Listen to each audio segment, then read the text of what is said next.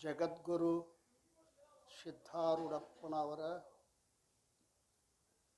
ಜಗದ್ಗುರು ಗುರುನಾಥಾರೂಢಪ್ಪನವರ ಪಾವನ ಪಾದಾರವಿಂದಗಳಲ್ಲಿ ಹಣೆಮನೆದು ಶ್ರೀಮನ್ ನಿಜಗುಣರ ಸಾಹಿತ್ಯಕ್ಕೆ ಟೀಕಾ ತಾತ್ಪರ್ಯಗಳನ್ನು ಬರೆದು ಮುಮುಕ್ಷುಗಳಿಗೆ ಮಹದುಪಕಾರ ಮಾಡಿರುವಂತಹ ಬ್ರಹ್ಮಲೀನ ಆರೂಢ ಜ್ಯೋತಿ ಸದ್ಗುರು ಶಿವಪುತ್ರೇಶ್ವರ ಮಹಾಸ್ವಾಮೀಜಿಯವರ ಚರಣಾರವಿಂದಗಳಲ್ಲಿ ಅಭಿವಂದಿಸಿ, ಗ್ರಂಥಕರ್ತರಾದ ಪೂಜ್ಯ ಸಾಧು ನಿಶ್ಚಲದಾಸಜಿಯವರ ಶ್ರೀಚರಣಗಳಲ್ಲಿ ಅಭಿವಂದಿಸಿ, ಉಪಸ್ಥಿತ ಪೂಜ್ಯರಿಗೂ ತಮ್ಮೆಲ್ಲರಿಗೂ ಅನಂತ ಶರಣಾರ್ಥಿಗಳು. ಆತ್ಮೀಯರೇ, ಜಗದ್ಗುರು ಸಿದ್ಧಾರೂಢರ ಕೃಪಾಛತ್ರದಲ್ಲಿ ನಡೆದುಕೊಂಡು ಬಂದಿರುವಂತಹ 17ನೇ ವರ್ಷದ ಭಗವಚ್ಚಿಂತನ ಸಾಧನ ಶಿಬಿರದ ಪ್ರಸ್ತುತ ಚಿಂತನದ ವಿಷಯ ಶ್ರೀ ವಿಚಾರ ಸಾಗರ. ವಿಚಾರ ಸಾಗರದಲ್ಲಿ 4ನೆಯ ತರಂಗ ಉತ್ತಮ ಅಧಿಕಾರಿ ಉಪದೇಶ ನಿರೂಪಣೆ. ಆ ಉತ್ತಮ ಅಧಿಕಾರಿ ಉಪದೇಶ ನಿರೂಪಣೆ ಮಾಡುವುದರಲ್ಲಿ ಈಗ 4 ಆಕಾಶಗಳು 4 ಚೇತನಗಳನ್ನು ಹೇಳೋರದ. ಈ ಪ್ರಸಂಗ ಯಾಕೆ ಬಂತು? ಹಿಂದೆ ಶಿಷ್ಯ ಒಂದು ಪ್ರಮೇಯಗತ ಸಂಶಯ, ಇನ್ನೊಂದು ಪ್ರಮಾಣಗತ ಸಂಶಯಗಳನ್ನು ವ್ಯಕ್ತ ಮಾಡಿದ. ಎಲ್ಲಿ ಪ್ರಮೇಯಗತ ಸಂಶಯ ಹ್ಯಾಂಗೆ ಮಾಡಿದ ಅಂತಂದ್ರೆ, ಜೀವ ಬ್ರಹ್ಮಸ್ವರೂಪ ಅದಾನಂತೀರಲ್ಲ, ಜೀವ ಬ್ರಹ್ಮಸ್ವರೂಪ ಆಗುವುದಿಲ್ಲ. ಯಾಕಂದ್ರೆ ಜೀವನಿಗೆ ಸುಖ ದುಃಖಾದಿಗಳು ಅದಾವ, ಪಂಚಕ್ಲೇಶಗಳಿಂದ ಸಹಿತದಾನೆ. ಮತ್ತು ಬ್ರಹ್ಮ ಅವನಲ್ಲಿ ಸುಖ ದುಃಖಗಳು ಇಲ್ಲ, ಪಂಚಕ್ಲೇಶಗಳು ಅವನಲ್ಲಿ ಇಲ್ಲ. ಇಂತಹ ಬ್ರಹ್ಮದೊಡನೆ ಜೀವನ ಅಭೇದ ಹ್ಯಾಂಗಾಗ್ತದೆ? ಇದು ಪ್ರಮೇಯಗತ ಸಂಶಯ. ಸ್ವಲ್ಪ ವ್ಯತ್ಯಾಸ. ಪ್ರಮೇಯಗತ ಸಂಶಯ ಅದು, ಪ್ರಮಾಣಗತ ಸಂಶಯ ಅದು. ಪ್ರಮೇಯ ಅಂದರೆ ವಿಷಯದ ಮೇಲೆ, ಪ್ರಮೇಯ ಅಂದ್ರೂ ವಿಷಯ. ಈ ಗ್ರಂಥದ ವಿಷಯ ಏನು? ಜೀವ ಬ್ರಹ್ಮರ ಅಭೇದ. ಈ ಜೀವ ಬ್ರಹ್ಮರ ಅಭೇದದಲ್ಲಿ ಸಂಶಯ ಮಾಡ್ತಾ ಇದ್ದಾರೆ. ಜೀವ ಬ್ರಹ್ಮ ಆಗಲಿಕ್ಕೆ ಸಾಧ್ಯ ಇಲ್ಲ ಅಂದ್ರೆ ಅಭೇದದೊಳಗೆ ಇವಾಗೇನ ಸಂಶಯ ಬಂದದಲ್ಲ, ಇದಕ್ಕೆ ಪ್ರಮೇಯಗತ ಸಂಶಯ ಅಂತ ಕರೀತಾರೆ. ಇನ್ನು ಶ್ರುತಿಯಲ್ಲಿ ಒಂದು ಪ್ರಮಾಣವನ್ನು ನೋಡಿದ್ದೀನಿ. ದ್ವಾಸುಪರ್ಣ ಸಯುಜ ಸಖಾಯ ಸಮಾನಕ್ಷಂ ಪರಿಷತ್ವ ಜಾತೆ. ಈ ಪ್ರಮಾಣ ಎಲ್ಲಿ ಬಂದತಿ ಅಂತ ಮುಂಡಕ ಉಪನಿಷತ್ನೊಳಗೆ ಬಂದತಿ ಅಂತ ದಯಾನಂದಪ್ಪ ಹೋಗಿ ನಾ ಕೇಳಿದೆ. ಒಂದು ವೃಕ್ಷದಾಗ 2 ಪಕ್ಷ ಇದಾವಂತ ಒಂದು ವಿಷಯ ಬಂದತ್ತಲ್ಲಪ್ಪ, ಇದು ಯಾವ ಉಪನಿಷತ್ತಿನಲ್ಲಿ ಆ ಶ್ರುತಿ ಅದ ಅಂತ ಕೇಳಿದಾಗ ಅಪ್ಪಗಳು ಬರೆದು ಕೊಟ್ಟಾರ. ಮುಂಡಕ ಉಪನಿಷತ್ತಿನಲ್ಲಿ ಶ್ರುತಿ ಐತಿ ಅದು. ಅದು ದ್ವಾಸುಪರ್ಣ ಸೈಜ ಸಖಾಯ ಅಂತ ಪ್ರಾರಂಭ ಆಗ್ತದೆ. ಅಂದರೆ ಏನು? ಒಂದು ಬುದ್ಧಿ ರೂಪ ವೃಕ್ಷದಲ್ಲಿ 2 ಪಕ್ಷಿಗಳು ಅದಾವೆ. ಒಂದು ಪಕ್ಷಿ ಭೋಗ ಮಾಡ್ತದೆ, ಇನ್ನೊಂದು ಪಕ್ಷಿ ಅದನ್ನು ನೋಡ್ತದೆ. ಈ ರೀತಿ ಇರ್ತಕ್ಕಂಥ ನಾ ಏನು ತಿಳ್ಕೊಂಡನಿ ಅಂತ ಭೋಗ ಮಾಡೋದು ಜೀವ ಅಲ್ಲ, ಅದು ನೋಡ್ತಾ ಐತಲ್ಲ ಅದು ಪರಮಾತ್ಮ ಅಂತ ತಿಳ್ಕೊಂಡನಿ.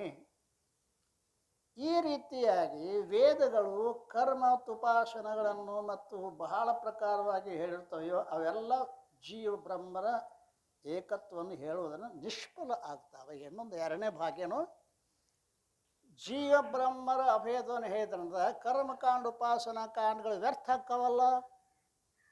ಆದ್ದರಿಂದ ಜೀವ ಬ್ರಹ್ಮರ ಅಭೇದ ಏನೈತಲ್ಲ ಅದು ಸಂಭವಿಸುವುದಿಲ್ಲ ಅಂತ ಪ್ರಮೇಯಗತ ಸಂಶಯ ಮೊದಲ, ಆಮೇಲೆ ಪ್ರಮಾಣಗತ ಸಂಶಯ ಹೇಳಿ ಸಾಮಾನ್ಯವಾಗಿ ಎಲ್ಲರಿಗೂ ಜೀವ ಹೆಂಗೆ ಬ್ರಹ್ಮ ಕಾಣ ಅಂತ ಸ್ವಾಭಾವಿಕವಾಗೇನೆ ಅಲ್ರಿ, ಈ ಭ್ರಮೆ ಸ್ವಾಭಾವಿಕವಾಗುತ್ತೆ. ಅದು ನಾವು ಪ್ರಯತ್ನ ಮಾಡಿ ತಗೊಂಡದ್ದಲ್ಲ. ನೈಸರ್ಗಿಕೋ ಅಧ್ಯಾಸ ಅಂತ ಶಂಕರಾಚಾರ್ಯ, ನೈಸರ್ಗಿಕ ಸ್ವಭಾವಸ್ಥಃ ಬಂದದ್ದದು. ನಾವು ಭ್ರಮಕ್ಕೆ ಪ್ರಯತ್ನ ಮಾಡೋ ಅವಶ್ಯಕತೆ ಇಲ್ಲ. ಅದು ಅಜ್ಞಾನ ತನ್ನ ಕಾರ್ಯವನ್ನು ಭ್ರಮರೂಪದಲ್ಲಿ ತೋರಿಸಿಕೊಡ್ತದೆ. ಆದ್ದರಿಂದ ಸಾಮಾನ್ಯರಿಗೂ ಕೂಡ ಜೀವ ಬ್ರಹ್ಮ ಆಗೋದು ಹ್ಯಾಂಗ ಅಸಾಧ್ಯ ಅಂತ ಅನ್ನಿಸ್ತದೆ. ಹಾಗಾದ್ರೆ ಅದನ್ನು ನಾನು ನಿನಗೆ 4 ಆಕಾಶ ಹಾಗೂ 4 ಚೇತನಗಳ ವಿಚಾರವನ್ನು ಹೇಳ್ತೇನೆ. ಅದು ತಿಳ್ಕೊಂಡೆ ಅಂದ್ರೆ ನಿನ್ನ ಪ್ರಮಾಣಗತ ಸಂಶಯ ಪ್ರಮೇಯಗತ ಸಂಶಯ ಎರಡಕ್ಕೂ ಉತ್ತರದ ಇಲ್ಲಿ ಅಂದ್ರೇನು ಅಭೇದ ಸಿದ್ಧಿಸ್ತದ ಅನ್ನೋದನ್ನು ಹೇಳೋ ಸಲುವಾಗಿ 4 ಆಕಾಶಗಳು ಯಾವ್ಯಾವು?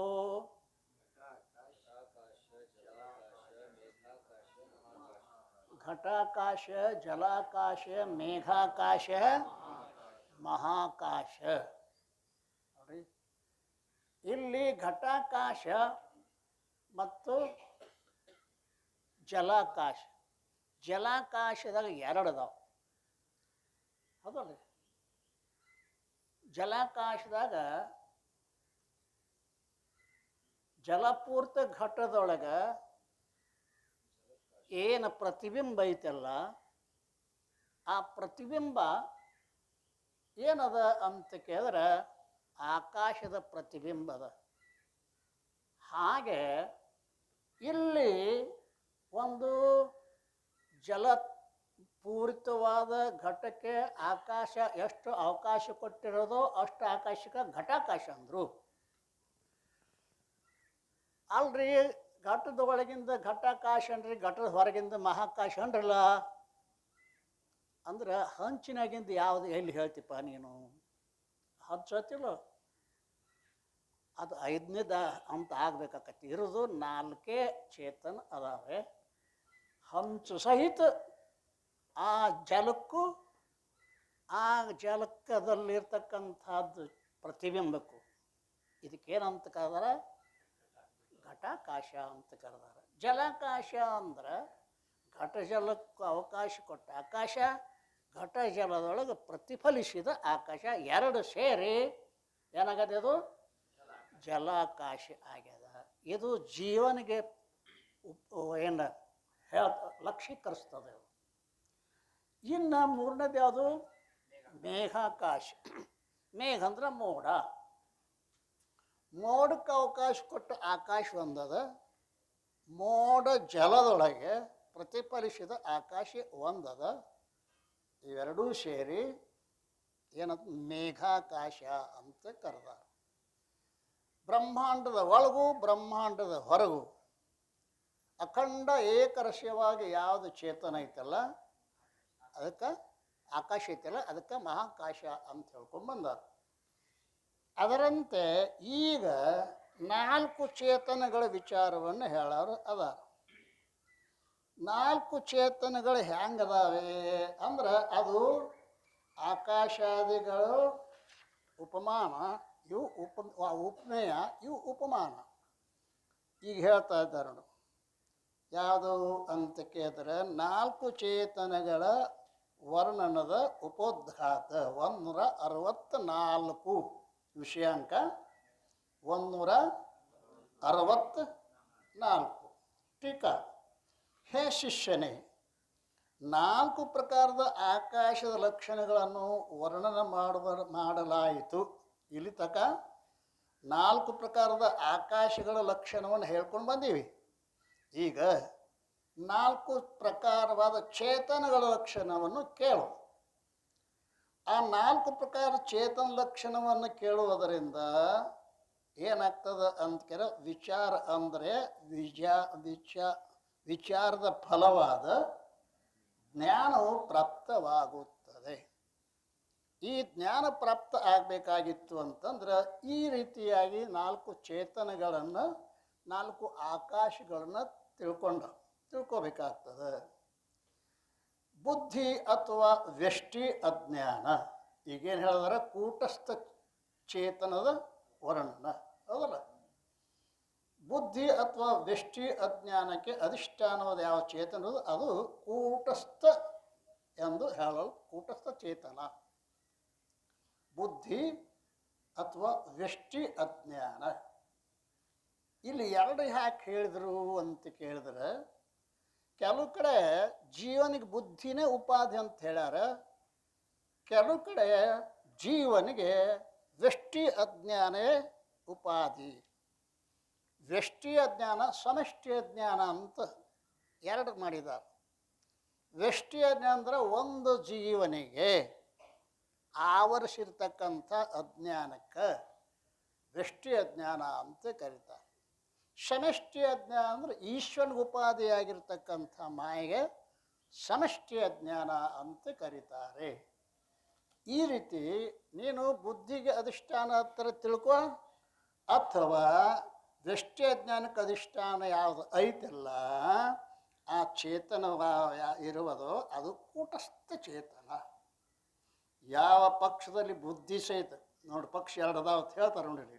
ಯಾವ ಪಕ್ಷದಲ್ಲಿ ಬುದ್ಧಿ ಸಹಿತ ಚೇತನ ಜೀವ ಇರುತ್ತದೆಯೋ ಆ ಪಕ್ಷದಲ್ಲಿ ಬುದ್ಧಿಗೆ ಅಧಿಷ್ಠಾನವಾದದ್ದು ಕೂಟಸ್ಥವೆಂದು ಹೇಳಲ್ಪಡುತ್ತದೆ. ಈ ಜೀವನ ಸ್ವರೂಪವನ್ನು ಹೇಳುವಾಗ ಅಂತಃಕರಣ ವಿಶಿಷ್ಟ ಚೇತನಕ್ಕೆ ಜೀವ ಅಂತಂತಾರೆ ಹೌದಲ್ಲ. ಅಂತಃಕರಣ ವಿಶಿಷ್ಟ ಚೇತನಕ್ಕೆ ನೀವು ಜೀವ ಅಂದ್ರಿ ಅಂದರೆ ಅದು ಜಾಗದಲ್ಲಿ ಸ್ವಪ್ನದಲ್ಲಿ ಹೊಂದಿಕೆ ಆಗ್ತದೆ. ಸುಷುಪ್ತಿಯಲ್ಲಿ ಅಂತಃಕರಣ ಇಲ್ಲ ಅಂದ್ರೆ ಏನಾಯ್ತು? ವಿಶ್ವಜೀವ ತೈಜಸ್ಜೀವ ಪ್ರಾಜ್ಞ ಜೀವನ ಹಾನಿ ಆಗ್ತದಲ್ಲ ಅಂತ ಶಂಕ ಮಾಡ್ತಾ ಇದ್ದಾನೆ. ಅದು ಹಿಂದಿಂದೆಲ್ಲ ಯಾಕೆ ಇದು ಬಂತು ಅಂತಂದ್ರೆ, ಕೆಲವು ಮಂದಿ ಬುದ್ಧಿಗೆ ಅಧಿಷ್ಠ ಅಂತಃಕರಣಕ್ಕೆ ಉಪಾಧಿ ಅಂತಃಕರಣಕ್ಕೆ ಉಪಾಧಿ ಅಂತ ಹೇಳ್ಯಾರ. ಕೆಲವು ಮಂದಿ ಅಂತಃಕರಣ ಉಪಾಧಿ ಅನ್ಬೇಡ್ರಿ, ಅಂತಃಕರಣ ಸುಷುಪ್ತಿ ಅವಸ್ಥೆಯಲ್ಲಿ ಇಲ್ಲ.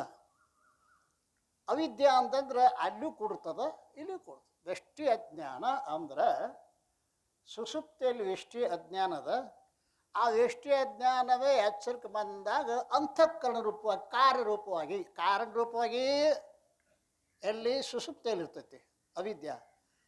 ಅಂತಃಕರಣ ಅಂತಂದ್ರೆ ಅದು ಕಾರ್ಯರೂಪಕ್ಕೂ ಉಪಾಧಿ ಅಂತ ಕೆಲವು ಮಂದಿ ಅಂದರೆ, ಕಾರಣ ರೂಪಕ್ಕೂ ಉಪಾಧಿ ಅಂತ ಕೆಲವು ಮಂದಿ ಹೇಳ್ಯಾರ. ಆದ್ದರಿಂದ ಇಲ್ಲಿ ಬುದ್ಧಿ ಅಥವಾ ವ್ಯಷ್ಟಿ ಅಜ್ಞಾನಕ್ಕೆ ಅಧಿಷ್ಠಾನವಾದ ಯಾವ ಚೇತನ ಇರ್ಬೋದೋ ಅದು ಕೂಟಸ್ಥ ಚೇತನವೆಂದು ಹೇಳಲ್ಪಡುತ್ತದೆ.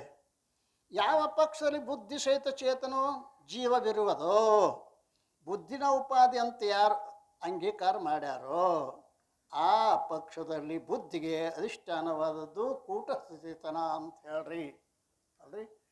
ಇನ್ನು ಯಾವ ಪಕ್ಷದಲ್ಲಿ ವೃಷ್ಟಿ ಅಜ್ಞಾನಕ್ಕೆ ಚೇತನವು ಜೀವವೆಂದು ಹೇಳಿರುತ್ತದೆಯೋ ಆ ಪಕ್ಷದಲ್ಲಿ ವ್ಯಷ್ಟಿ ಅಜ್ಞಾನಕ್ಕೆ ಯಾವುದು ಅಧಿಷ್ಠಾನವಿರುವುದಾಗಿರುವುದೋ ಅದು ಕೂಟಸ್ಥ ಚೇತನ.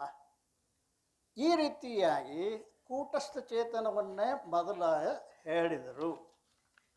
ಅದನ್ನು ಹೇಳ್ತಾರೆ ನೋಡ್ರಿ, ಏನೋ ಈ ಸ್ಥಾನದಲ್ಲಿ ಈ ಸಿದ್ಧಾಂತವಿರುತ್ತದೆ ಐತಿಲ್ಲ ನಿಮ್ಮ ಕಡೆ. ಜೀವನಿಗೆ ಯಾವುದು ವಿಶೇಷಣವಾಗಿರುವುದೋ ಅದರ ಅಧಿಷ್ಠಾನ ಹೆಸರು ಕೂಟಸ್ಥವೆಂದು ಹೇಳಲ್ಪಡುತ್ತದೆ. ಜೀವನಿಗೆ ವಿಶೇಷಣ, ಚೇತನವೇ ವಿಶೇಷ್ಯ ಅದಲ್ರಿ. ಚೇತನವೇ ವಿಶೇಷ, ಅಂತಃಕರಣವೇ ವಿಶೇಷಣ ಅದಲ್ರಿ. ವಿಶೇಷ ವಿಶೇಷಣ ಕೂಡಿ ವಿಶಿಷ್ಟ ಆಗ್ತೈತಿ. ಆದ್ದರಿಂದ ಸಿದ್ಧಾಂತವಿರುತ್ತದೆ. ಜೀವನಿಗೆ ಯಾವುದು ವಿಶೇಷಣವಾಗಿರುವುದೋ ಅದರ ಅಧಿಷ್ಠಾನ ಹೆಸರು ಕೂಟಸ್ಥವೆಂದು ಹೇಳಲ್ಪಡುತ್ತದೆ. ಕೆಲವು ಕಡೆ ವಿಶೇಷಣ ಅಂತಾರೆ, ಕೆಲವು ಕಡೆ ಉಪಾಧಿ ಅಂತಾರೆ. ವಿಶೇಷಣಕ್ಕೂ ಉಪಾಧಿಗೂ ವ್ಯತ್ಯಾಸದ. ವಿಶೇಷಣ ಏನು ಮಾಡ್ತೈತಿ, ತಾನ್ನ ಸಹಿತ ವಸ್ತುವನ್ನು ತಿಳಿಸ್ಕೊಡ್ತದೆ. ಅದು ವಿಶೇಷಣ ತಾನ್ನ ಸಹಿತ. ಕೆಂಪು ಕುದುರೆ, ಕೆಂಪು ವಿಶೇಷಣ ಆಯ್ತು, ಕುದುರೆ ವಿಶೇಷ ಆಯ್ತು, ಎರಡು ಕೂಡಿಸಿ ಕೆಂಪು ಕುದುರೆ.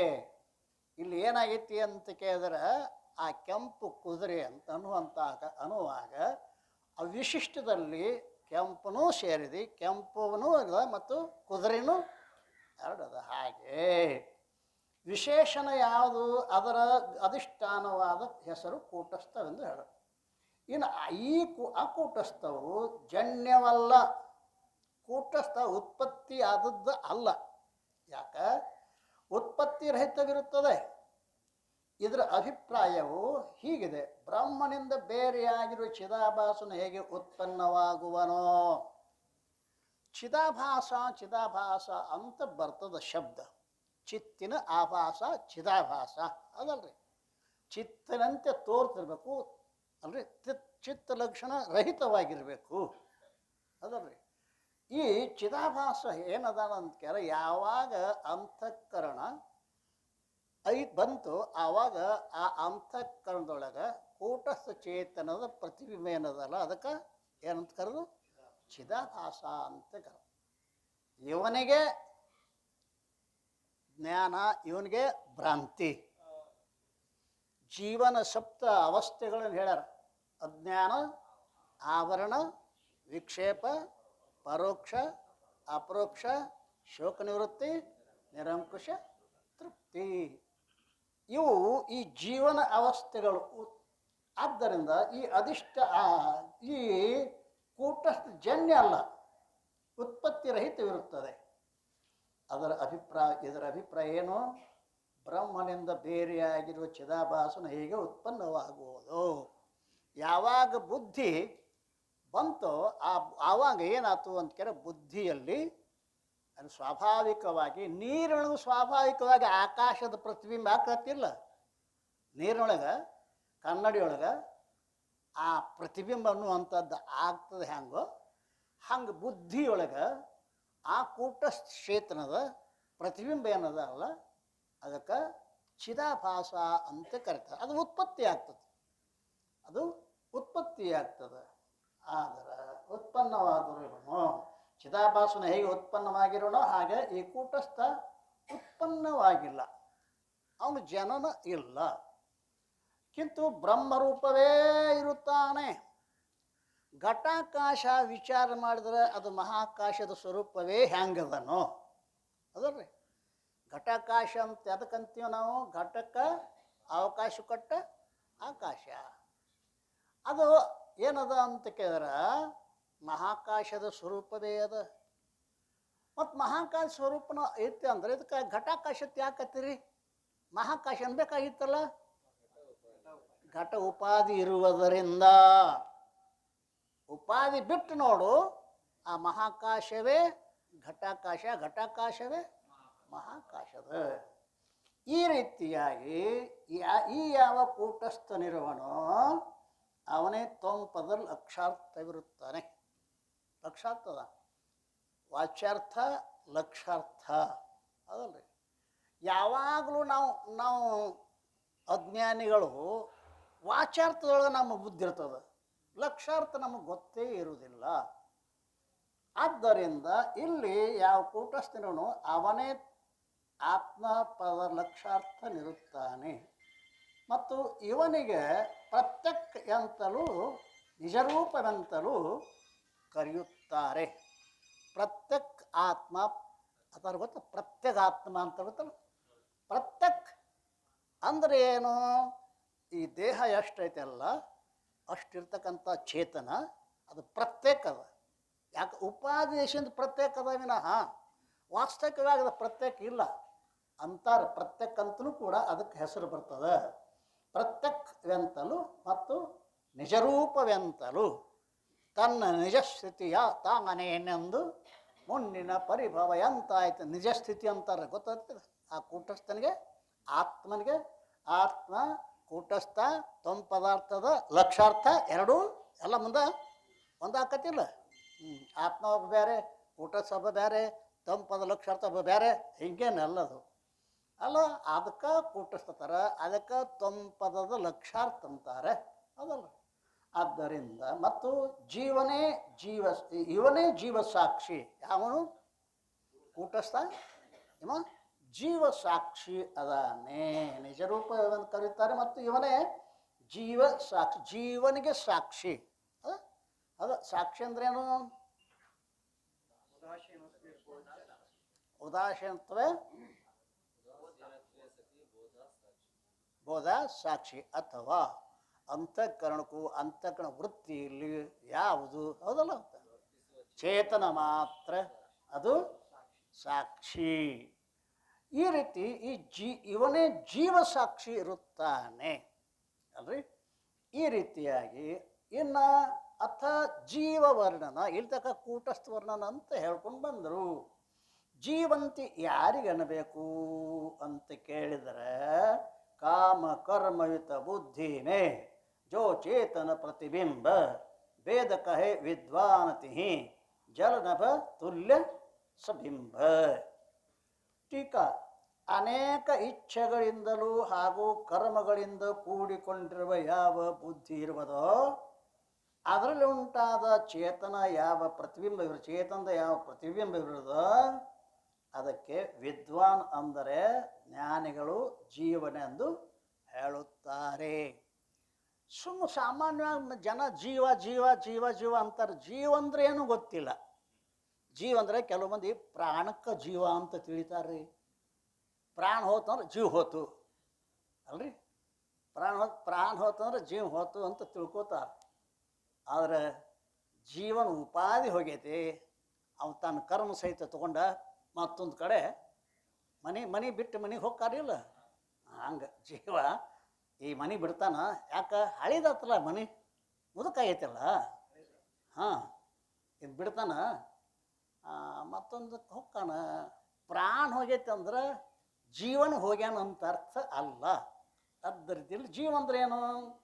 ಅನೇಕ ಇಚ್ಛೆಗಳಿಂದಲೂ ಅನೇಕ ಕರ್ಮಗಳಿಂದಲೂ ಕೂಡಿಕೊಂಡಿರುವ ಯಾವ ಬುದ್ಧಿ ಇರುವುದೋ. ಇಚ್ಛೆಗಳು ಬುದ್ಧಿ ತುಂಬ ಏನದಾವ? ಇಚ್ಛೆಗಳದಾವ. ಈ ಇಚ್ಛೆಗಳು ಏನು ಮಾಡ್ತಾವ ಅಂತಾರೆ? ಕರ್ಮಕ್ಕೆ ಇಚ್ಛೆ ಕರ್ಮ ಮಾಡಿಸ್ತೈತಿ ಹೌದಲ್ರಿ. ಮತ್ತೆ ಇಚ್ಛೆನ ಇದ್ದಿರಲ್ಲ ಕರ್ಮ ಯಾಕೆ ಮಾಡ್ತಾನೆ ಮನುಷ್ಯ? ಇಚ್ಛೆ ಅದಕ್ಕೆ ಅವರು ಎರಡೂ ಹೇಳ್ಯಾರ. ಅನೇಕ ಇಚ್ಛೆಗಳಿಂದಲೂ ಹಾಗೂ ಕರ್ಮಗಳಿಂದಲೂ ಕೂಡಿಕೊಂಡಿರುವ ಯಾವ ಬುದ್ಧಿ ಇರುವುದೋ ಅದರಲ್ಲಿ ಉಂಟಾದ ಚೇತನದ ಯಾವ ಪ್ರತಿಬಿಂಬವಿರೋದೋ ಇದಕ್ಕೆ ವಿದ್ವಾನ್ ಅಂದರೆ ಜ್ಞಾನಿಗಳು ಜೀವೆಂದು ಹೇಳುತ್ತಾರೆ. ಇಲ್ಲೇ ಬುದ್ಧಿಗೆ ಉಪಾಧಿ, ಬುದ್ಧಿನ ವಿಶೇಷಣ, ಉಪಾಧಿನೂ ಅಂತಾರೆ, ವಿಶೇಷಣ ಅಂತಾರೆ.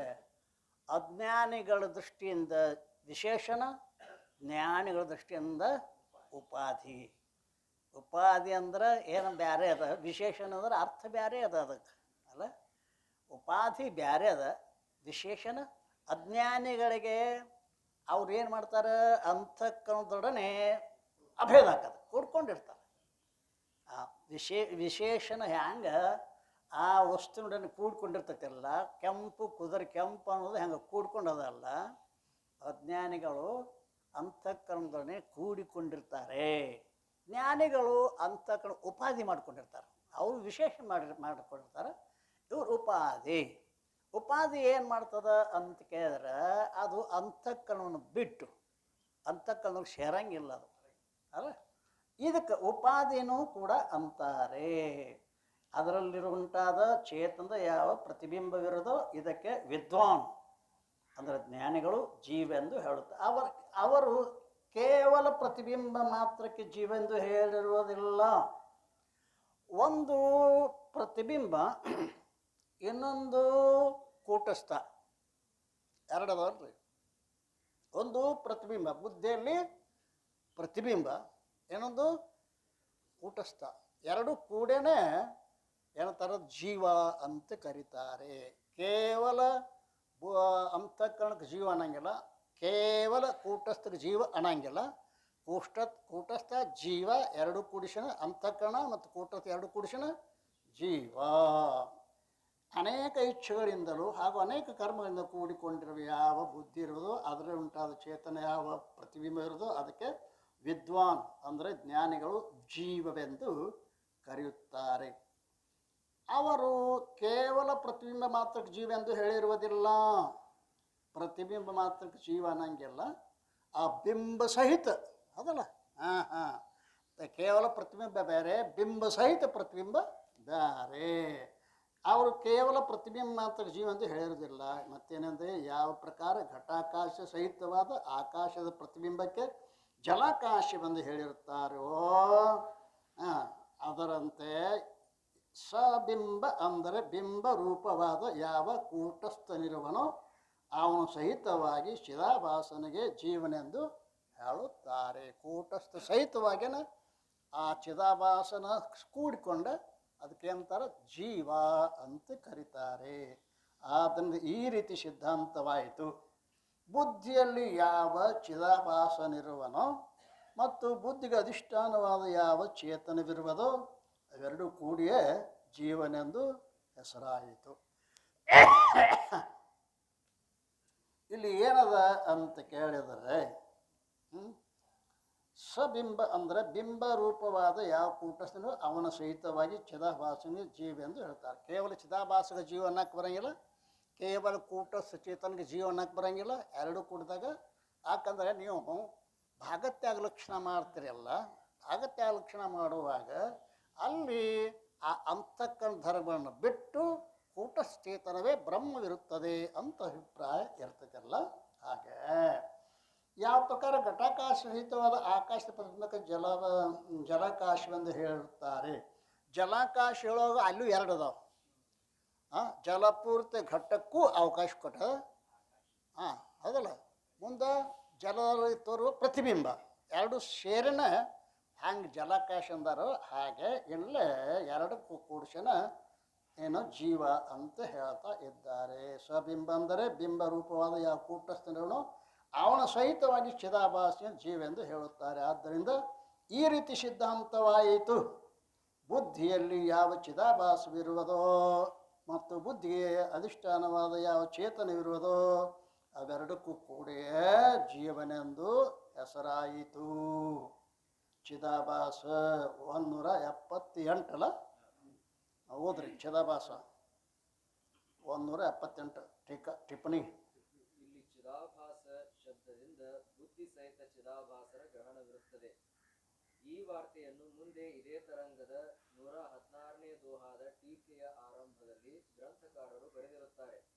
ಮತ್ತು ಪಂಚದಶಿಯಲ್ಲಿ ಶ್ರೀ ವಿದ್ಯಾರಣ್ಯ ಸ್ವಾಮಿಗಳಾದರೂ ಕೂಡ ಬುದ್ಧಿ ಮತ್ತು ಅದರಲ್ಲಿ ಚಿದಾಭಾಸ ಮತ್ತು ಆ ಎರಡರ ಅಧಿಷ್ಠಾನವಾದ ಕೂಟಸ್ಥ ಚೈತನ್ಯ ಈ ಮೂರರ ಸಮೂಹಕ್ಕೆ ಜೀವವೆಂದು ಹೇಳಿದ್ದಾರೆ.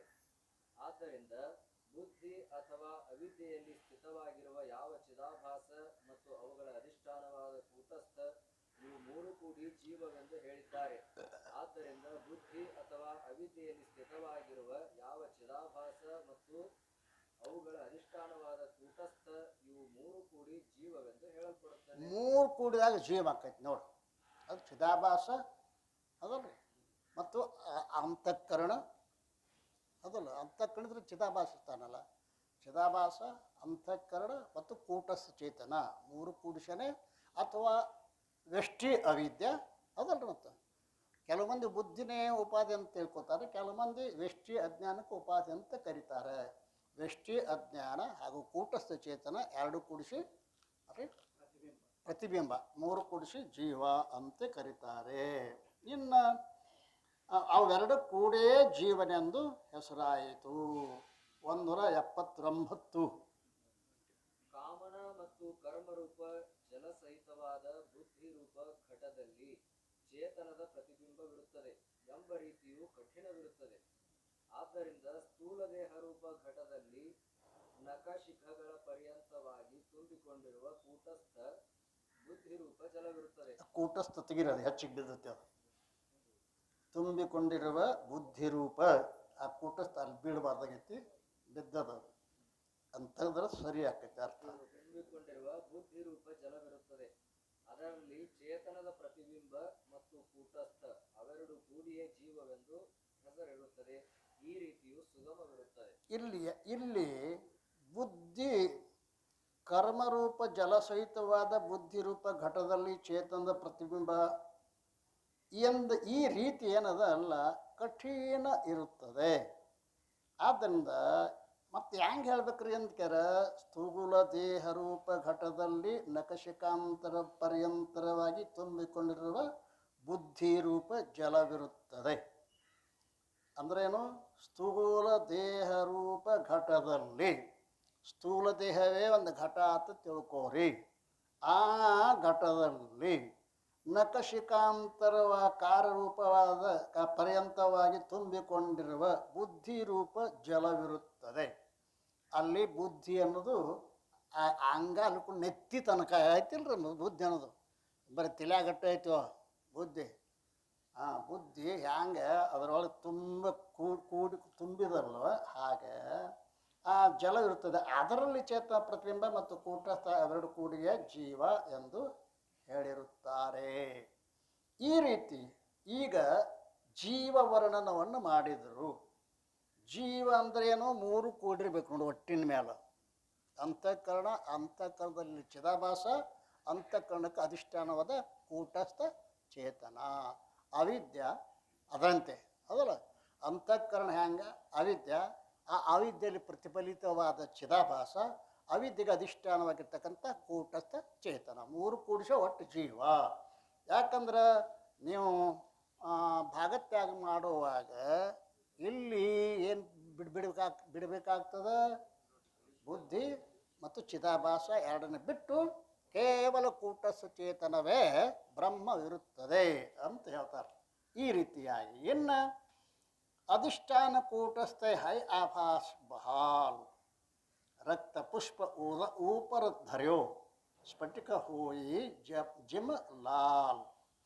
ಟೀಕಾ ಪೂರ್ವ ದೋಹೆಯಲ್ಲಿ ಬಿಂಬವಾದ ಯಾವ ಕೂಟಸ್ಥವಿರುವುದೋ ಅದು ಸಹಿತವಾಗಿ ಆಭಾಸಕ್ಕೆ ಜೀವೆಂದು ಹೇಳಲ್ಪಟ್ಟಿದೆ.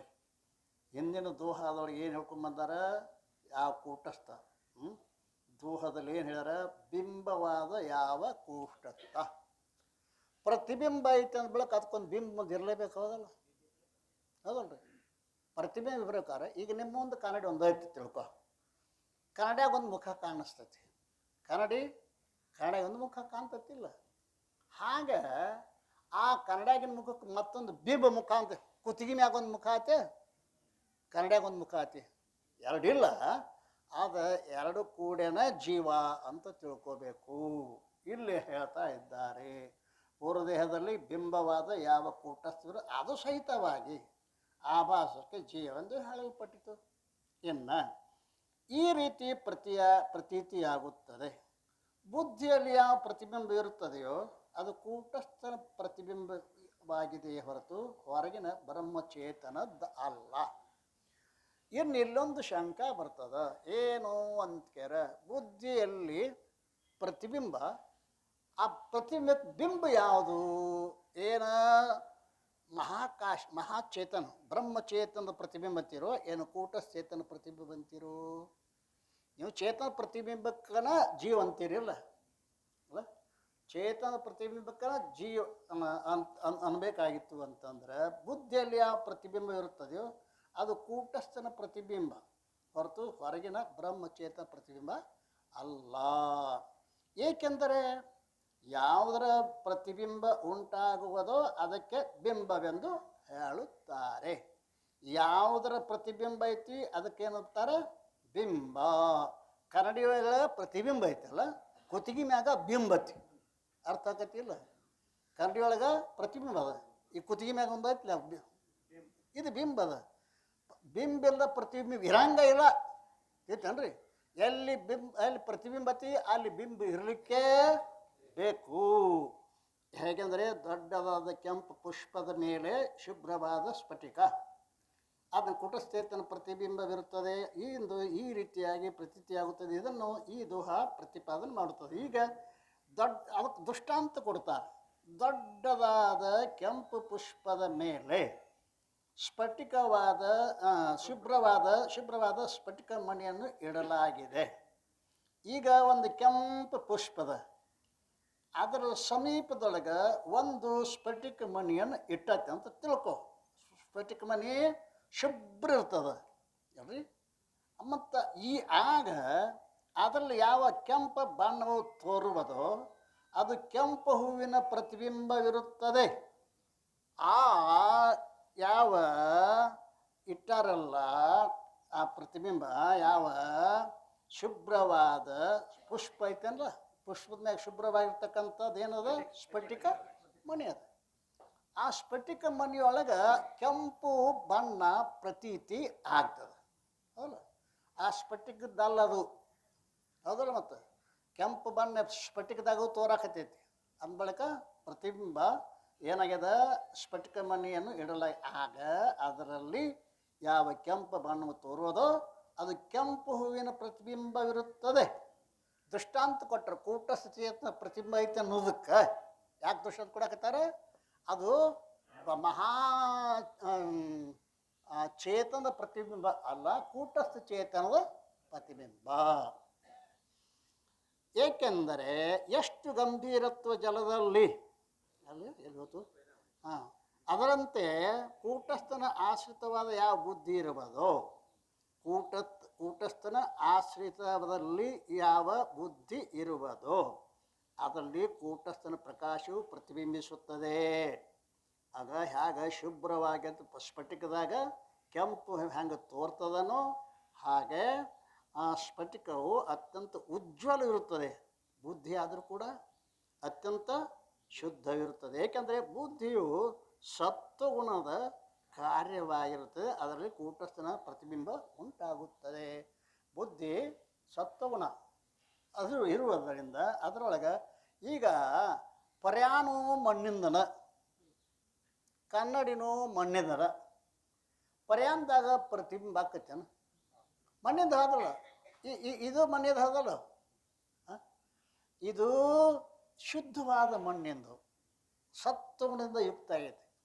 ಪರ್ಯಾಣ ಸತ್ವಗುಣದಿಂದ ಇಲ್ಲ, ತಮೋ ಗುಣದಿಂದ ಯುಕ್ತ ಆಗೈತಿ ಅದು. ಆದ್ದರಿಂದ ಅಲ್ಲಿ ಪ್ರತಿಬಿಂಬ ಎರಡೂ ಕೂಡ ಏನದಾವ ಅಂತ ಕ್ಯಾರ ಅವ ಅದಾವ. ಆದ್ರೆ ಒಂದ್ರೊಳಗೆ ಪ್ರತಿಬಿಂಬ ಆಗ್ತದೆ, ಮತ್ತೊಂದ್ರಾಗ ಪ್ರತಿಬಿಂಬ ಆಗುವುದಿಲ್ಲ. ಅದಕ್ಕೆ ಕಾರಣ ಏನು? ಬುದ್ಧಿ ಸತ್ವಗುಣ ಇರುತ್ತದೆ, ಸತ್ವದ ಕಾರ್ಯವಿರುತ್ತದೆ. ಆದ್ದರಿಂದ ಕೂಟಸ್ಥನ ಪ್ರತಿಬಿಂಬ ಉಂಟಾಗುತ್ತೆ. ಅಥವಾ ಬ್ರಹ್ಮಚೇತನದ ದಕಾರ ಹಾಕ್ರಲ್ಲೋ ಅಲ್ಲ, ಒಂದು ಹೂ ಐತಲ್ಲ ತೆಗಿರೋದು, ಬ್ರಹ್ಮಚೇತನದ ಪ್ರತಿಬಿಂಬ ಇರುತ್ತದೆ. ಕೆಲವು ಮಂದಿ ನೀವು ಕೂಟಸ್ಥೇತನದ ಪ್ರತಿಬಿಂಬ ಅನ್ಬೇಡ್ರಿ, ನೀವು ಬ್ರಹ್ಮಚೇತನ ಪ್ರತಿಬಿಂಬ ಅನ್ರಿ ಅಂತ ಇವ್ರದೊಂದು ಅಭಿಪ್ರಾಯ ಬೇರೆ. ಪ್ರತಿಬಿಂಬ ಇರುತ್ತದೆ. ಹಾಗೆಂದರೆ ಘಟದ ಜಲದಲ್ಲಿ ಮಹಾಕಾಶದ ಪ್ರತಿಬಿಂಬವಾಗಿರುತ್ತದೆ ಹೊರತು ಘಟದೊಳಗಿನ ಆಕಾಶದ್ದು ಅಲ್ಲ. ಘಟದೊಳಗಿನ ಆಕಾಶದೊಳಗೆ ಅಲ್ಲ, ಅದು ಮಹಾಕಾಶದ ಪ್ರತಿಬಿಂಬ ಐತಿ. ಘಟದೊಳಗೊಂದು ಚೇತನ ಐತೆ ಇಲ್ಲ, ಆದರೂ ಆ ಚೇತನ ಪ್ರತಿಬಿಂಬ ಅಲ್ಲ ಅದರದ್ದು. ಏಕೆಂದರೆ ಎಷ್ಟು ಗಂಭೀರತ್ವ ಜಲದಲ್ಲಿ ತೋರುತ್ತದೆಯೋ ಅಷ್ಟು ಗಂಭೀರತ್ವ ಘಟದೊಳಗಿನ ಆಕಾಶದಲ್ಲಿರುವುದಿಲ್ಲ. ಘಟದೊಳಗಿನ ಆಕಾಶ ಅಷ್ಟು ದೊಡ್ಡದತ್ತೇನ ಅದು. ನಾವು ಪಾದದ ಅಳತೆ ನೀರಿನೊಳಗೆ ಇಡೀ 3.5 G ಹೆಂಗೆ ಕಾಣಿಸ್ತದಲ್ಲ, ಅಷ್ಟು ಗಂಭೀರ ಅದರೊಳಗೆ ಇಲ್ಲ. ಏಕೆಂದರೆ ಎಷ್ಟು ಗಂಭೀರತ್ವ ಜಲದಲ್ಲಿ ತೋರುತ್ತದೆಯೋ ಅಷ್ಟು ಗಂಭೀರತ್ವ ಘಟದೊಳಗಿನ ಆಕಾಶದಲ್ಲಿ ಇರುವುದಿಲ್ಲ. ಆದ್ದರಿಂದ ಅದು ಹೊರಗಿನ ಆಕಾಶದ ಪ್ರತಿಬಿಂಬ. ನೀವು ಕೂಟಸ್ಥೇತನದ ಪ್ರತಿಬಿಂಬ ಅನ್ರಿ, ಬ್ರಹ್ಮಚೇತನ ಪ್ರತಿಬಿಂಬ ಅನ್ರಿ. ಒಟ್ಟು ಪ್ರತಿಬಿಂಬ ಮಾತ್ರ ಜೀವ ಆಕತಿ ವಿನಃ ಪ್ರತಿಬಿಂಬ ಇಲ್ಲದ ಜೀವ ಆಗುವುದಿಲ್ಲ. ಈ ರೀತಿ ಇದನ್ನು ಯಾರೋ ಹೀಗೆ ಹೇಳುತ್ತಾರೆ. ಮತ್ತು ಅದ್ರಾಗ ಶಂಕ, ವ್ಯಾಪಕವಾದ ಚೇತನದ ಪ್ರತಿಬಿಂಬ ಉಂಟಾಗುವುದಿಲ್ಲ. ನೋಡ್ರಿ, ವ್ಯಾಪಕವಾದ ಚೇತನದ ಪ್ರತಿಬಿಂಬ ಆಗುವುದಿಲ್ಲ, ಹೌದಿಲ್ಲ ಎಂಬ ಸಂಶಯವು ಆ ಆಕಾಶದ ದೃಷ್ಟಾಂತದಿಂದ ದೂರವಾಗುತ್ತದೆ. ಆ ವ್ಯಾಪಕವಾದ ಚೇತನದ ಪ್ರತಿಬಿಂಬ ಉಂಟಾಗುವುದಿಲ್ಲ ಅಂದು ಏನು ಸಂಶಯ ಮಾಡ್ತಾನಲ್ಲ, ಆ ಆಕಾಶದ ದೃಷ್ಟಾಂತದಿಂದ ದೂರವಾಗುತ್ತದೆ. ಏಕೆಂದರೆ ಯಾವ ಆಕಾಶವಾದರೂ ವ್ಯಾಪಕವಿರುತ್ತದೆ, ಆದರೂ ಪ್ರತಿಬಿಂಬ ಉಂಟಾಗುತ್ತದೆ. ಆದ್ದರಿಂದ ವ್ಯಾಪಕವಾದ ಚೇತನದ್ದಾದರೂ ಪ್ರತಿಬಿಂಬ ಉಂಟಾಗುವುದು ಸಂಭವಿಸುತ್ತದೆ. ನೀವು ವ್ಯಾಪಕವಾದ ಚೇತನದ ಪ್ರತಿಬಿಂಬರೇ ಅನ್ರಿ ಅಥವಾ ಕೂಟ ಚೇತನದ ಪ್ರತಿಬಿಂಬರೇ ಅನ್ರಿ. ಈ ರೀತಿಯಿಂದ ಬುದ್ಧಿಯಲ್ಲಿ ಉಂಟಾದ ಆಭಾಸ ಮತ್ತು ವೃತ್ತಿಗೆ ಅಧಿಷ್ಠಾನ ಚೇತನವಾದ ಇವೆರಡಕ್ಕೂ ಕೂಡೇ ಜೀವ ಎಂದು ಹೇಳುತ್ತಾರೆ. ಚಿದಾಭಾಸ ಕೂಟಸ್ಥ ಎರಡು ಅಂದ್ರೇನು? ಚಿದಾಭಾಸ ಇರ್ಬೇಕಾದ್ರೆ ಅಂತಃಕರಣ ಇರಬೇಕು ಅಲ್ರಿ. ಚಿದಾಭಾಸ ಇರ್ಬೇಕಾದ್ರೆ ಅಂತಃಕರಣ ಇರಬೇಕು. ಅಂತಃಕರಣ, ಚಿದಾಭಾಸ, ಕೂಟಸ್ಥ ಚೇತನ ಮೂರು ಕೂಡಿ ಜೀವ. ಈ ರೀತಿಯಿಂದ ಬುದ್ಧಿಲಿ ಉಂಟಾದ ಆಭಾಸ ಮತ್ತು ಬುದ್ಧಿಗೆ ಅಧಿಷ್ಠಾನ ಚೇತನ ಎರಡಕ್ಕೂ ಕೂಡಿಯೇ ಜೀವ. ಒಟ್ಟಿನ ಮೇಲೆ ಎರಡು ಕೂಡಿಸಿ ಜೀವ ಆಗ್ಯದ. ಆ ಜೀವನವು ತ್ವಂಪದದ ವಾಚ್ಯವೆಂದು ಹೇಳಲ್ಪಡುತ್ತದೆ. ಜೀವನಲ್ಲಿ ಒಂದು ವಾಚ್ಯ ಅರ್ಥ, ಒಂದು ಲಕ್ಷ್ಯ ಅರ್ಥ. ಜೀವನ್ನು ಪದಕ್ಕೆ ಒಂದು ವಾಚ್ಯ ಅರ್ಥದ, ಒಂದು ಲಕ್ಷ್ಯ ಅರ್ಥ ಇರುತ್ತದೆ. ಜೀವನು ತ್ವಂಪದದ ವಾಚ್ಯ ಅರ್ಥ. ಯಾಕೆ ಮೂರು ಕೂಡ್ಯಾವ ನೋಡಿ ಇಲ್ಲಿ, ಹೌದಲ್ಲ? ಮೂರು ಕೂಡಿದ್ದರಿಂದ ಅದಕ್ಕೆ ವಾಚ್ಯ ಅರ್ಥ ಅಂತ ಕರೀತಾರೆ. ಅದರಲ್ಲಿ ಚಿದಾಭಾಸನ ತ್ಯಾಗ ಮಾಡುವುದರಿಂದ ಕೇವಲ ಕೂಟಸ್ಥನು ಉಳಿಯುವನು. ಅವನು ತ್ವಂಪದಲ್ಲಿ ಅಲಕ್ಷ್ಯವೆಂದು ಹೇಳುತ್ತಾರೆ. ಬುದ್ಧಿ ಮತ್ತು ಚಿದಾಭಾಸ ಮತ್ತು ಕೂಟಸ್ಥ ಮೂರು ಕೂಡಿಸ್ತಿದ್ರೆ ಏನಿದು ವಾಚ್ಯ ಅರ್ಥ. ಬುದ್ಧಿ ಮತ್ತು ಚಿದಾಭಾಸನ ಬಿಟ್ಟು ಕೇವಲ ಕೂಟಸ್ಥ ತಿಳಿದ್ರೆ ಇದು ಲಕ್ಷಾರ್ಥ. ಜೀವ ಪದದ ತ್ವಂಪದದ ಲಕ್ಷಾರ್ಥ. ಈ ರೀತಿಯಾಗಿ ಅಹಂ ಶಬ್ದದ ವಾಚ್ಯವಾದರೂ ಜೀವನೇ ಇರುತ್ತಾನೆ. ಅಹಂ ಪದದ ಶಬ್ದದ ವಾಚ್ಯವಾದರೂ ಜೀವನ ಇರ್ತಾನೆ. ಕೇವಲ ಕೂಟಸ್ಥನು ಅಹಂ ಶಬ್ದದ ಲಕ್ಷ್ಯನಿರುತ್ತಾನೆ. ಅಹಂ ಶಬ್ದದ ವಾಚ್ಯವು ಜೀವ. ಅಹಂ ಶಬ್ದದ ಕೂಟಸ್ಥಂದನ ಅಹಂ ಶಬ್ದದ ಲಕ್ಷ್ಯ ಅರ್ಥ.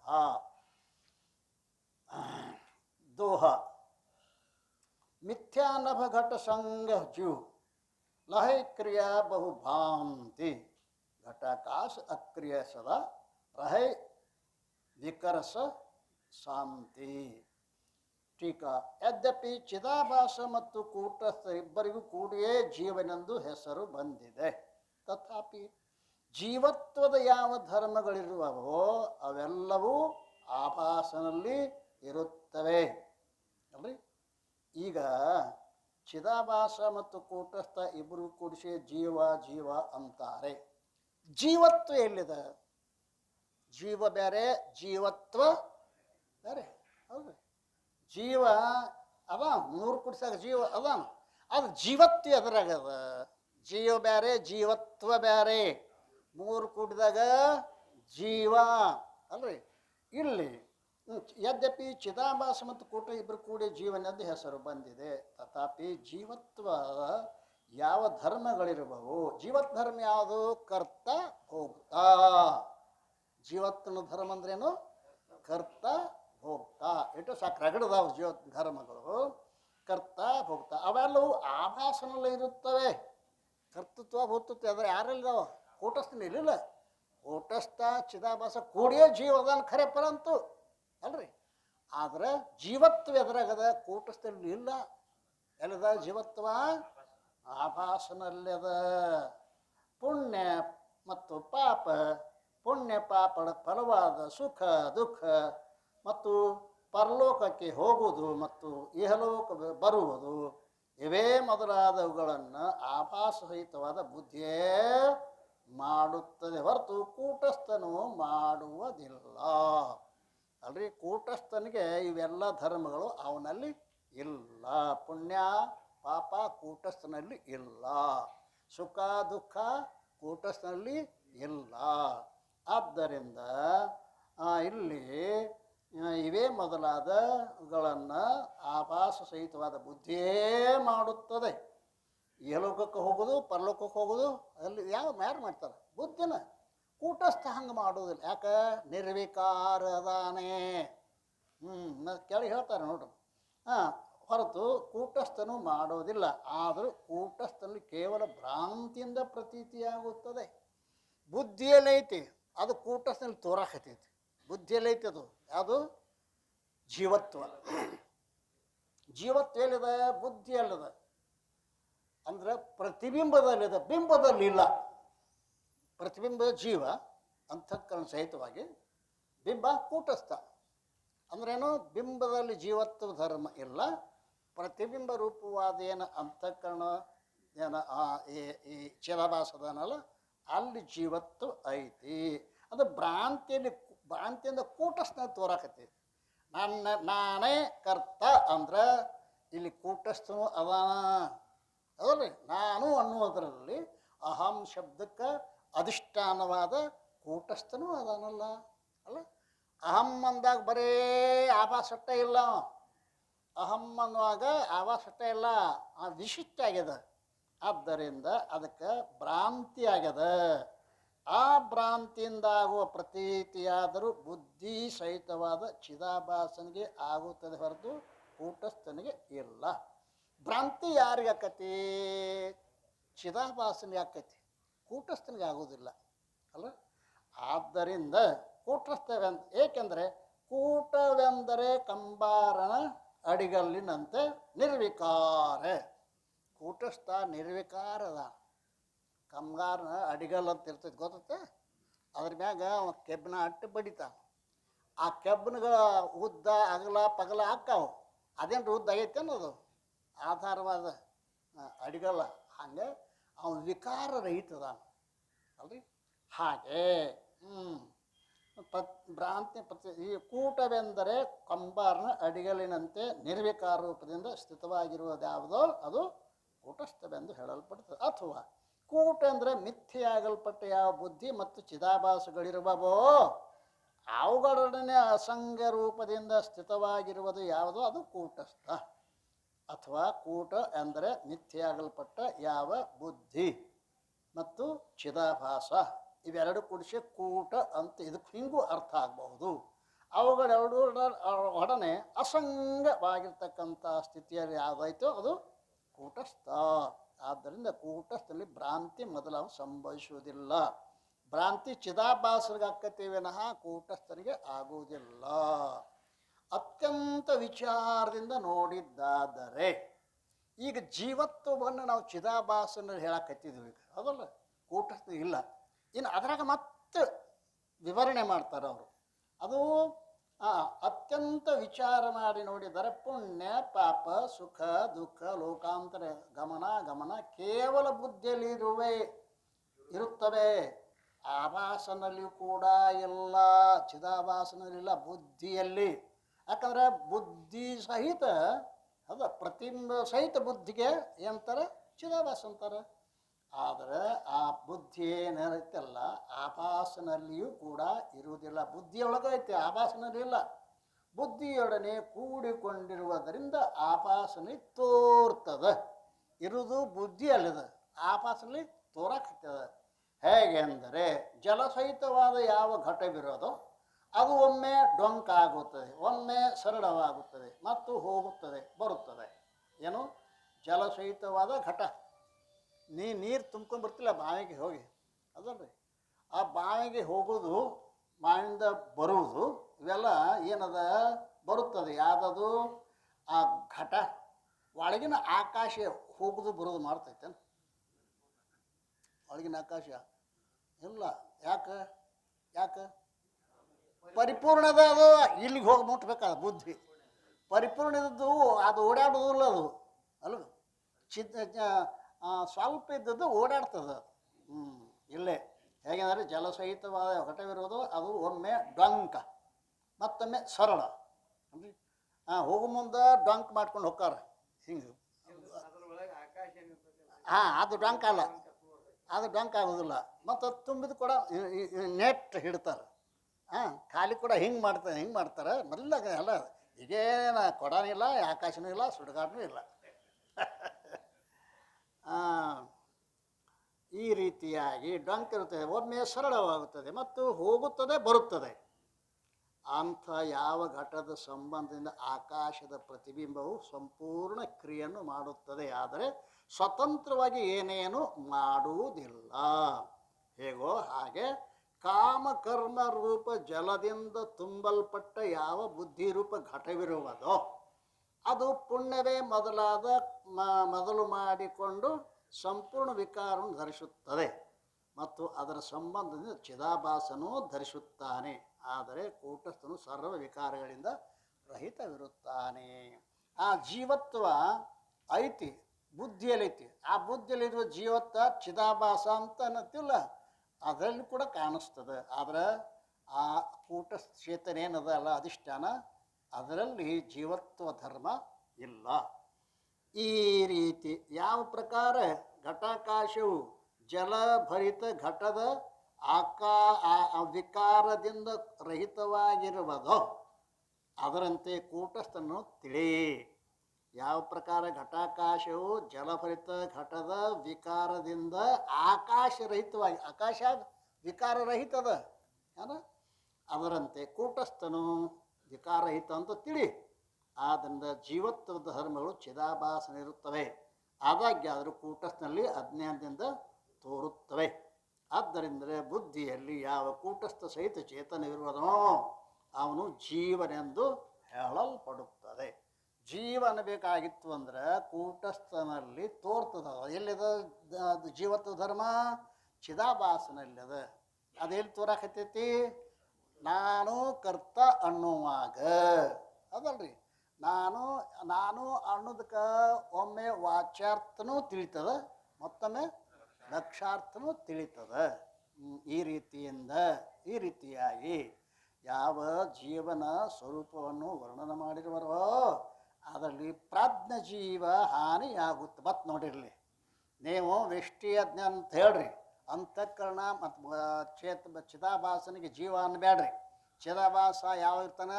ಜಾಗದಾಗ ಇರ್ತಾನೆ, ಸ್ವಪ್ನದಾಗ ಇರ್ತಾನೆ. ಸುಷುಪ್ತ ಚಿದಾಭಾಸ ಇರ್ತಾನೇನೋ ಅಂದ ಬಳಿಕ ನೀವು ಬುದ್ಧಿ ಅಲ್ರಿ. ಇಲ್ಲಿ ವಿಶ್ವಜೀವ, ತೈಜೀವ, ಪ್ರಾಜ್ಞ ಜೀವನ ಹಾನಿ ಆಕತಿ ಅದಲ್ಲ. ಆದ್ದರಿಂದ ಆ ಸುಷುಪ್ತಿಯಲ್ಲಿ ಬುದ್ಧಿಯ ಈ ರೀತಿಯಾಗಿ ಯಾವ ಜೀವನ ಸ್ವರೂಪವನ್ನು ವರ್ಣನೆ ಮಾಡಿರೋದು ಅದರಲ್ಲಿ ಪ್ರಾಜ್ಞ ಜೀವ ಹಾನಿಯಾಗುತ್ತದೆ. ಏಕೆಂದರೆ ಯಾವ ಸುಷುಪ್ತಾವಸ್ಥೆಯ ಅಭಿಮಾನಿಯಾಗಲ್ಪಟ್ಟ ಜೀವನ ಹೆಸರು ಪ್ರಾಜ್ಞೆ. ಸುಷುಪ್ತಿ ಅವಸ್ಥೆಗೆ ಅಭಿಮಾನಿ ಏನದನಲ್ಲ ಅವನು ಜೀವ. ಆ ಸುಷುಪ್ತಿಯಲ್ಲಿ ಬುದ್ಧಿಯು ಅಭಾವವಾಗಿರುತ್ತದೆ. ಆದ್ದರಿಂದ ಬುದ್ಧಿಯಲ್ಲಿ ಆಭಾಸವಾದರೂ ಸಂಭವಿಸುವುದಿಲ್ಲ. ಆದರೆ ಪ್ರಾಜ್ಞನ ಸ್ವರೂಪವನ್ನು ಪ್ರತಿಪಾದನೆ ಮಾಡುವ ಯಾವ ಶಾಸ್ತ್ರವಿರುವವೋ ಅದಕ್ಕೆ ವಿರುದ್ಧವಾಗುತ್ತದೆ. ಈ ಕಾರಣದಿಂದ ಜೀವನ ಸ್ವರೂಪವು ಮತ್ತೆ ಬೇರೆ ರೀತಿಯಾಗಿ ಪ್ರತಿಪಾದನೆ ಮಾಡಲ್ಪಡುತ್ತದೆ. ಈಗ ಇಲ್ಲಿ ತನಕ ಚಿದಾಭಾಸ ಸಹಿತವಾದ ಕೂಟಸ್ಥ ಜೀವ ಅಂತ ಹೇಳಿದ್ವಿ. ಈಗ ಚಿದಾಭಾಸನೇ ನೀವು ಹೇಳಿದ್ರಿ ಅಂದ್ರೆ ಅವನು ಜಾಗ್ರ ಸ್ವಪ್ನಾಗ ಮಾತ್ರ ಇರ್ತಾನೆ, ಸುಸುಪ್ತಿಯಾಗಿ ಚಿದಾಭಾಸ ಇರಂಗಿಲ್ಲ. ಅದಕ್ಕೆ ಬುದ್ಧಿ ನೀವು ಉಪಾಧಿ ಅಂತ ಅನ್ಬ್ಯಾಡ್ರಿ. ಅದನ್ನು ಮತ್ತೊಂದು ರೀತಿ ಅಂದರೆ ವ್ಯಷ್ಟಿ ಅಜ್ಞಾನಕ್ಕೆ ಉಪಾಧಿ ಅಂತ ಹೇಳೋ ಪಕ್ಷ ಇನ್ನಾಡಿನ ದಿವಸ ಅದನ್ನು ಚಿಂತನೆ ಮಾಡೋಣ. ಸದ್ಗುರುನಾಥ ಮಹಾರಾಜ್ ಕಿ ಜೈ.